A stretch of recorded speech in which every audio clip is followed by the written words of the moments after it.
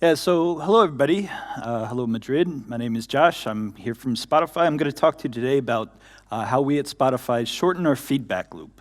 What I mean by that is how our big data ecosystem has evolved over time to allow us to produce real-time insights. So quick background for me. My role at Spotify is I'm actually a technical product owner. That means I work with a team. We build features for we build infrastructure for other teams and developers to use. I work right now with fast processing infrastructure, so that's stream processing real time. I previously worked on the Hadoop team as an engineer, building out our Hadoop cluster from around 100 machines when I started in 2013 to about 2,500 that we have today. So to begin, I'm going to start with a little story. In 2008, Spotify launched. And what was really amazing about Spotify at the time is that people were used to downloading music in order to listen, or they were used to buffering and queuing up for music. I know there was a joke that I was trying to find around a real player, if anybody remembers that back in the time. It was ridiculous how long you had to buffer before you were able to get audio out of it. So when Spotify came along, they had this gigantic catalog that had almost everybody's favorite albums and artists and tracks in it. And they were all instantly available. When you clicked the play button, you instantly got music. Click, audio. And that was just an amazing experience. But behind the scenes, it was a totally different experience. If you were an analyst that was trying to find out how your feature was doing, or how people were listening to music, it would take days to produce those insights. And behind the scenes, that's because our infrastructure looked a little bit like this. This is greatly simplified.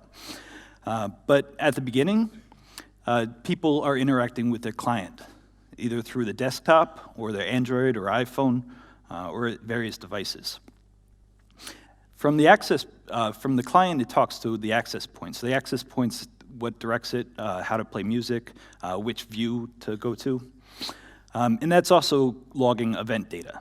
So let's say a user is searching for Beyonce, or they finish playing a song, that gets logged on the access point. From there, a Kafka producer picks it up and sends it through a Kafka cluster. We have 4 different data centers from around the world that these Kafka producers are running in. All that data gets sent to Kafka consumers in our London data center, where our Hadoop cluster is. Once it's on the Hadoop cluster on HDFS, it gets cleaned, deduped, and is available for Hadoop downstream processing. So all those pieces take bits of time. The transfer for the Hadoop the Kafka pipeline takes at least minutes on best case, 30 seconds to minutes on best case, transferring data across the world. Then once it's in HDFS, it takes hours to clean.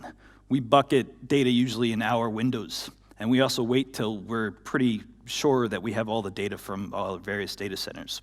So that can be hours before the cleaning process even kicks off. Then once it's there, you have all the various pipelines that kick off. And if you want to run ad hoc queries, you might be waiting hours to get capacity and to be able to process. So at the end, it's days to insights. And why is that a problem? So here's a slide I borrowed from Michael Franklin. He's a professor at UC Berkeley and director at AMPLab. So as you see, the value of data decision-making decreases over time. On the left, you have your critical insights that are used to prevent and predict behavior. Things like operational monitoring, I think, fall under these categories. Things like, is my service actually up? Are they responding to queries? Are people experiencing terrible latencies? They need to be instant. Then we have the actionable, reactive, and historical categories. But because at Spotify, our data transferring took so long, we were actually missing out on a big category there. And that's those actionable insights. So I group these two into 2 different processing. So our reactive and historical is still super, super valuable and has been to Spotify. We have thousands of jobs that run over those hourly buckets. But what we were missing is that real-time processing piece. And we couldn't have it because the time to transfer data took too long. And we realized at Spotify that to leverage actionable insights, we need a faster feedback loop.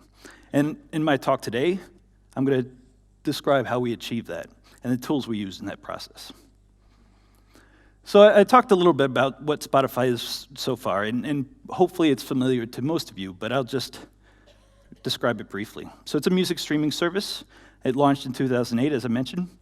So it's got primarily 2 tiers, a premium tier, which allows you to do all kinds of stuff, and an ad-supported free tier. It's available in 60 countries. We recently just launched in Japan. We have over 100 million active users that can play from a category of over 30 million songs, and those users and songs can buy for over 1 billion plays every day. And we have data, lots of data. So I mentioned I used to work on the Hadoop cluster. We have a 2,500 node Hadoop cluster. I think the capacity is around 130 petabytes right now. When we run currently 20,000 jobs per day. And we also have a big Kafka infrastructure. Kafka was actually, I mentioned, it took minutes to transfer all the data. Our system before was way worse, and Kafka was a breakthrough when we got that. So we actually do really like Kafka.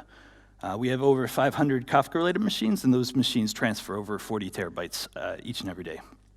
And we do a little bit of real-time at Spotify. So historically, we've done real-time through Storm, but they were mainly used for hack-type ID.